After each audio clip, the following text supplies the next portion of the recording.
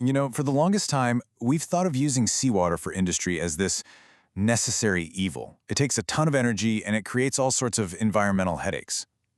But what if we could just flip that script completely? What if the stuff we think of as industrial waste could actually power a new kind of coastal refinery? One that creates resources instead of just burning through them. Let's dive in. It's a wild question when you think about it, right?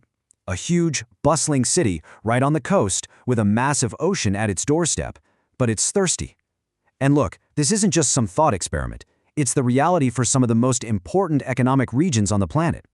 So, what's this number? This is how much water is available, on average, for each person living in China's coastal provinces. And to put that into perspective for you, that's barely a quarter of the global average. We're talking about some of the most water-stressed places in the world. And the stakes couldn't be higher. These aren't just any old provinces. They're the economic engines of a global superpower, churning out over 60% of the country's GDP. So you've got this massive economic machine that's at risk of running out of fuel. Or in this case, water. But what if there was another way? Well, in the coastal city of Rizhao, a pilot project is trying something radical. It's called the Ocean Refinery, and its whole approach is, frankly, a total paradigm shift. The core idea here is to just stop looking at seawater as a problem you have to throw a ton of money and energy at to solve. Instead, the Rizhao project sees it for what it is, a feedstock, just full of valuable stuff that's waiting to be unlocked. So, how does it all work? Well, the system is built on this really elegant one-in, three-out model. It's super simple. You start with just one input, raw seawater. Then, through a process that links up heat and electrolysis, you get three awesome outputs: super pure fresh water, clean green hydrogen, and a concentrated brine that's packed with minerals. And get this isn't just a blueprint on a computer. The pilot plant, it's already crushed a massive engineering milestone. It ran for over 500 hours straight, using real, natural seawater without a single hiccup. That's the kind of proof you need to show that this is ready to go from the lab to the real world. But what's the magic trick here? How can this whole thing be so efficient and cheap? Well, the secret is something that most industries literally just throw away. The key technology is called thermodiffusion. Basically, it captures low-grade waste heat from nearby factories. This creates a small temperature difference in the water, which then makes the salt naturally separate out. And here's the kicker: you don't need any of those crazy high-pressure pumps or super expensive membranes to do it. And this is where you really see the genius of it. Think about traditional desalination, right? It's basically a brute force attack. You're using massive amounts of electricity and pressure. The Ocean Refinery model, though, is way more elegant. It just sips on this free energy source, waste heat, to do all the heavy lifting, which could slash the costs. There's a quote in the source material that just nails it. Waste heat is a resource hiding in plain sight. I mean, the energy we needed to solve the water crisis, it wasn't some new discovery. It was a waste product we've been pumping into the air for a century. And of course, it always comes down to the bottom line. The pilot plant says it can make fresh water for about 2 yuan per cubic meter.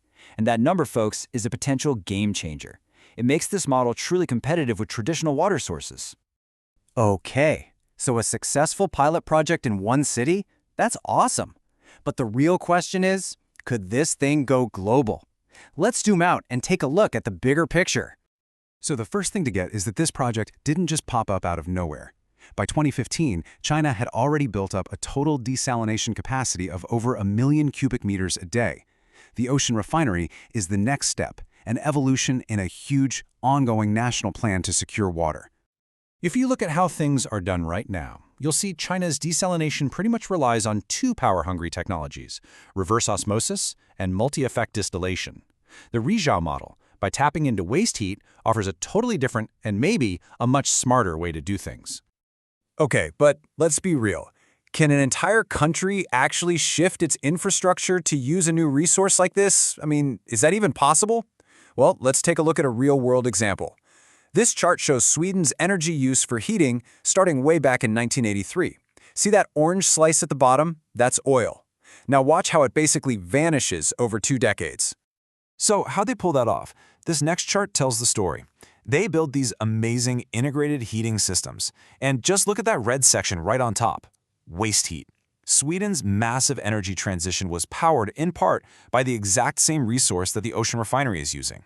It proves that this whole idea of industries feeding off each other's waste isn't a fantasy. It's a proven playbook. All right, the potential here is obviously huge, but let's pump the brakes for a second and get a reality check. What are the big challenges this technology has to overcome before it can really change the world? Well, there are 4 big ones. First up, scaling. Going from a small pilot plant to a massive commercial one is a giant engineering leap. Next, durability. It needs to prove it can run 24/7 for years, not just weeks. Then there's the brine. You still have all this super salty stuff left over, and you need a sustainable plan for it. And last but not least, do the numbers actually work when you go big? The 1 in, 3 out economics have to hold up. But here's the thing. If, and it's a big if, they can clear these hurdles, the payoff is massive. Especially when it comes to green hydrogen. You know how people are always worried that making green hydrogen is going to suck up all our precious fresh water? Well, this model just flips that whole debate on its head. It doesn't use fresh water, it makes it. To make just 1 kilogram of hydrogen, you need somewhere between 9 and 20 liters of incredibly pure water.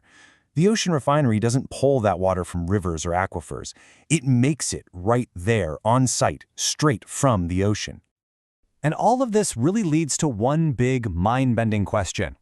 For more than a century, we've measured progress by what we create, and we've totally ignored what we throw away. The Ocean Refinery suggests we might be on the verge of a future where our greatest breakthroughs come from turning our biggest waste products, like heat and salt water, into our most valuable resources.